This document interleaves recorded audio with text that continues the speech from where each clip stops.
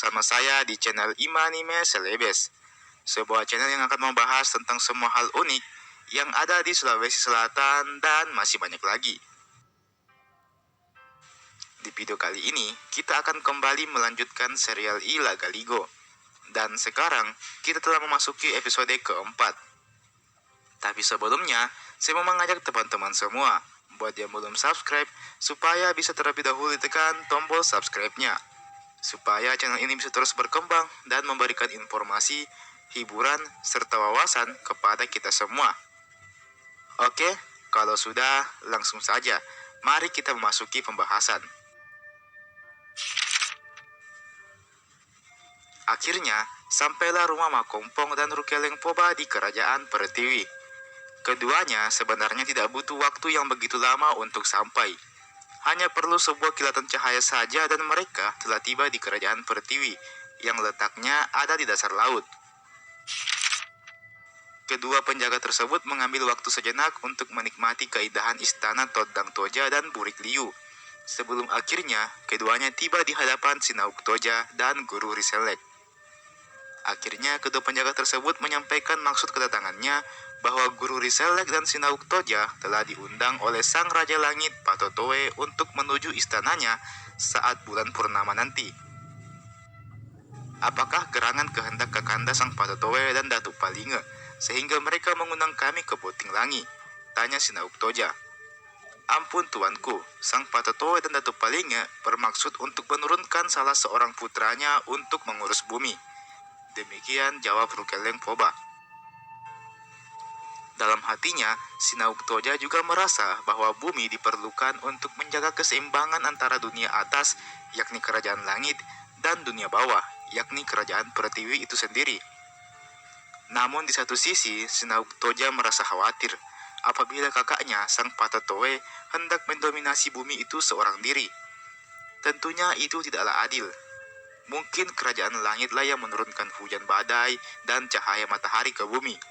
Namun, tanpa adanya kerajaan Pertiwi yang menampung air laut serta menumbuhkan tanaman, maka bumi tidak akan subur. Akhirnya bertanyalah Sinauk Toja kepada dua penjaga tadi. Mengapa Sang Patotowe dan Datuk Palinge begitu tergesa-gesa untuk menurunkan tunas ke bumi? Tanya Sinauk Toja. Ampun tuanku, Sang Patotowe dan Datuk Palinge merasa bahwa mereka bukanlah dewa seutuhnya apabila tidak ada manusia yang menyembah mereka, ucap Ruma. Hal ini menjawab kegelisahan Sinauk Toja. Dia menganggap bahwa itu adalah hal yang benar. Sinauk Toja pun juga menganggap bahwa Sang Patotowe teramat bijak untuk mengambil keputusan tersebut.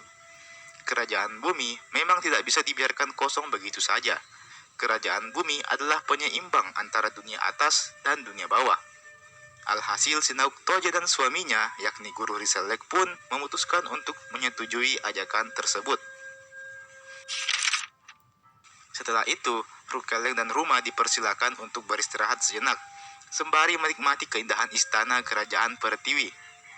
Usai itu mereka pun bergegas pamit untuk melanjutkan perjalanan.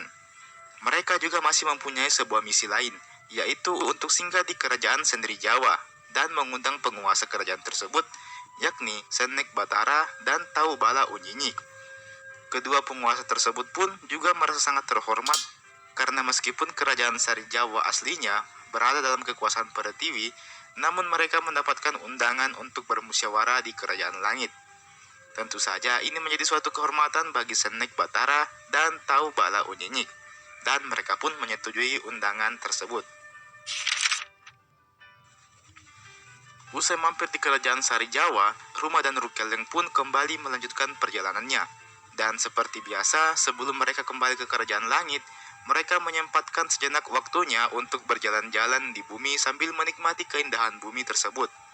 Sebelum akhirnya bumi kembali berguncang, tanda bahwa Sang Patotowe lagi-lagi mengetahui keberadaan mereka berdua di bumi. Alhasil, Rukeleng dan Ruma pun langsung buru-buru untuk kembali ke kerajaan langit. Di sisi lain, Sinauk Toja merasa tidak sabar untuk menuju ke kerajaan langit, karena dia merasa betapa pentingnya untuk bermusyawarah dan menentukan seseorang yang akan diturunkan ke bumi. Dia bahkan sempat berandai-andai membayangkan apabila dia menjadi Sang Patotowe. maka mungkin dia akan langsung mengirimkan seorang dewa untuk menjadikan bumi dilanda bulan purnama, sehingga waktu pertemuan bisa terjadi lebih cepat. Namun itu adalah hal yang di luar dari kuasanya. Alhasil, mau tidak mau dia tetap harus menunggu.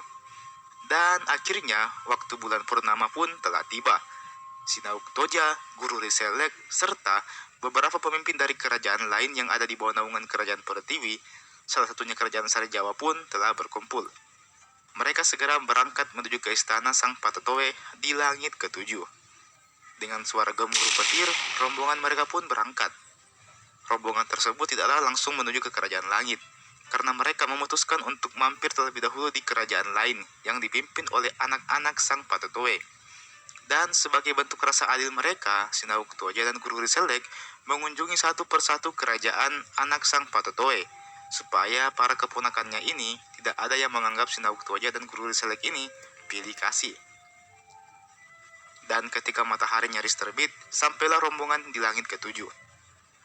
Mereka hendak memasuki istana, namun dihadang oleh pasukan penjaga yang dipimpin oleh To Alep Boreng. To Alep Boreng bersama dengan pasukannya hendak melarang rombongan dari Pertiwi itu masuk ke dalam istana. Beberapa anggota rombongan pun merasa kesal dan terpaksa mengatakan siapa dirinya dan apa jabatan yang dimilikinya. Dengan alasan tersebut, maka segeralah To Alep Boreng bersama dengan bawahannya menunduk sambil memohon ampun karena mengakui dirinya bersalah. Meskipun agak kesal, namun akhirnya para anggota rombongan pun memasuki istana kerajaan.